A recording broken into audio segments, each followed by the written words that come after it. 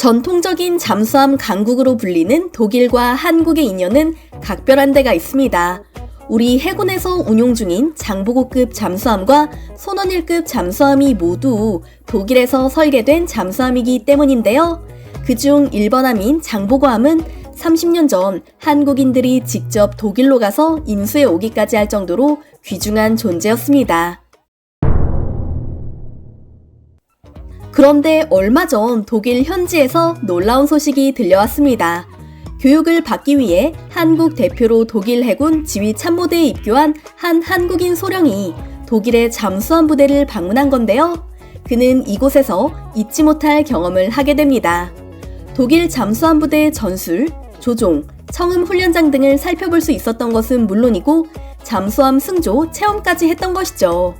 독일 잠수함을 바탕으로 대한민국의 잠수함 개발이 시작됐다는 점에서 또한 독일제 잠수함은 오늘날까지도 수출용 잠수함 중 베스트셀러로 손꼽힐 정도로 인기가 많다는 사실을 떠올리며 한국인 소령은 독일 잠수함 부대는 뭔가 특별할 것이라 기대했다고 합니다. 무엇보다 독일은 한국보다 30년 이상 앞선 역사를 지녔으니까요. 그런데 출항부터 입항까지 총 6시간 동안 독일 해군을 관찰한 그는 뒤통수를 맞은 듯한 느낌이었다고 합니다. 독일 해군의 항해 절차가 한국과 크게 다르지 않았으며 승조원의 능력도 훈련장 환경도 비슷한 수준이었기 때문이죠.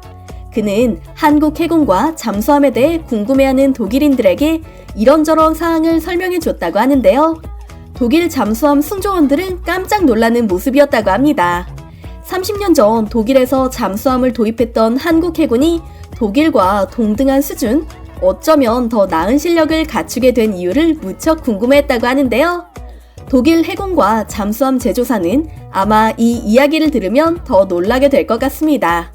잠수함 개발에 진심인 한국이 이번에 제대로 사고를 칠 모양이거든요. 현재 대한민국은 장보고급 9척, 손원일급 9척으로 총 18척을 보유 중이며 차근차근 잠수함 버전을 업그레이드하며 잠수함 성능 향상을 꾀하고 있습니다. 작년에 진수식을 거행한 3,000톤급 신체호함을 마지막으로 장보고3 배치원 사업은 사실상 완료된 상태인데요. 잠수함 발사 탄도미사일 6발을 탑재한 3,000톤급 3척의 잠수함은 2024년까지 전력화를 완료할 계획이며 2028년에는 3,600톤급 이상 잠수함 3척을 추가로 확보하는 장보고3 배치2 사업이 예정돼 있습니다. 우리 해군의 잠수함 전력이 2024년에는 21척, 2028년에는 최소한 24척이 되는 셈입니다. 그런데 얼마 전 공개된 국방과학연구소의 정보 중 손원일급의 후속함 연구사업이라는 문건이 눈에 띕니다. 대우조선해양 관계자는 이를 장보고 포급이라고 지칭했는데요. 이 문건에는 대우조선해양 관계자들이 직접 잠수함대를 방문해 운용자들의 견해를 청취한 내용과 차세대 잠수함의 기술에 대한 몇 가지 힌트가 담겨 있었다고 합니다. 장보고 포급은 2037년 취역 예정으로 2007년 취역한 손원일급 잠수함을 대체할 예정인데요.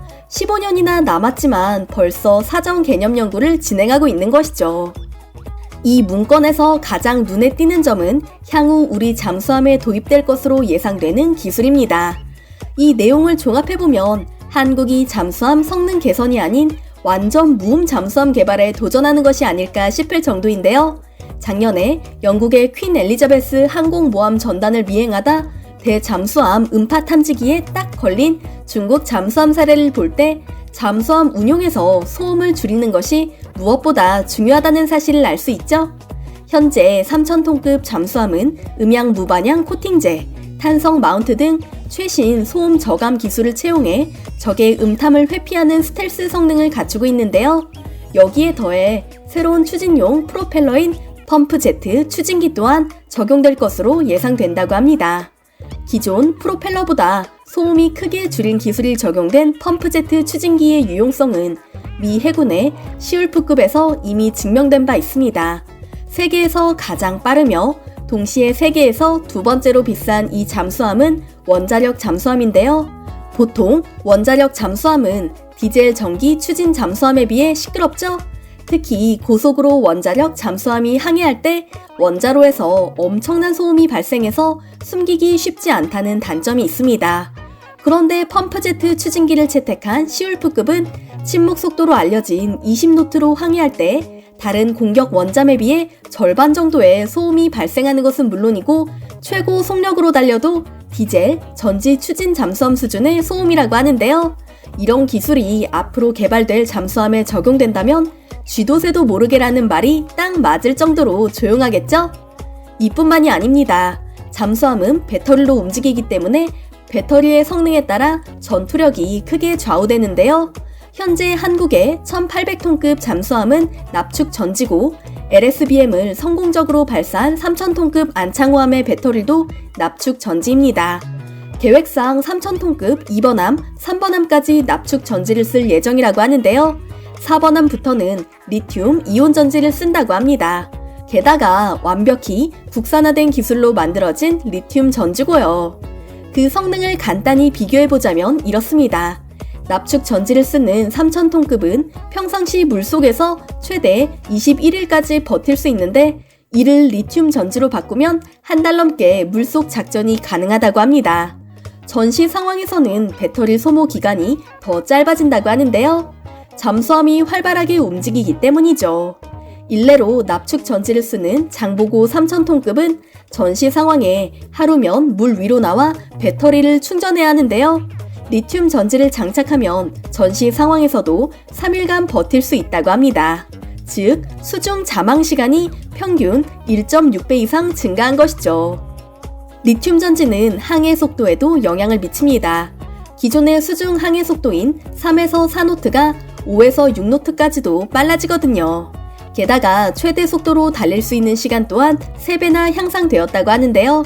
충전 시간과 충전 가능 횟수 또한 납축 전지보다 압도적으로 경제적이고요. 한 발 더 나아가 장보고 4급은 리튬 전지의 충격과 폭발 문제를 해결한 전고체 리튬 전지에 최적화된 잠수함이 될 것으로 예상되는데요.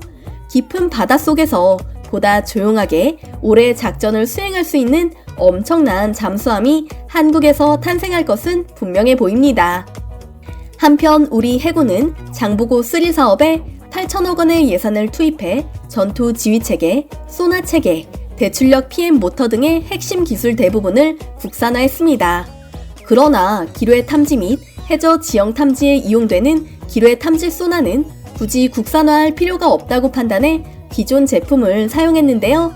아이러니하게도 도산 안창호함 시험평가 과정에서 기뢰 탐지 소나가 고장이 났고 이를 수리하는데 무려 6개월이나 걸리는 일이 발생했습니다.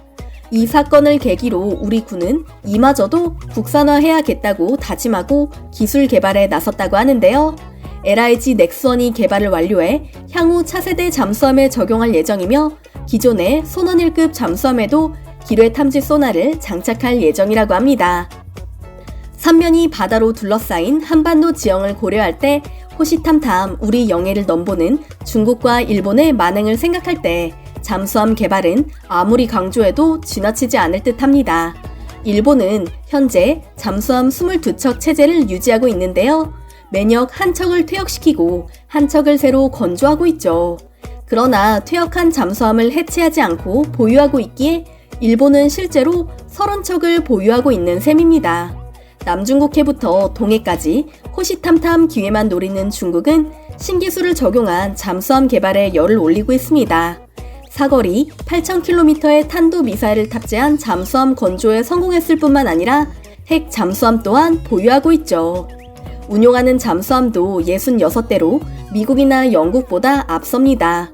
물속 400m까지 내려가 숨어있다가 치명타를 입힐 수 있는 치명적인 무기, 잠수함을 통해 우리의 군사력이 한층 업그레이드 되길 빌어봅니다.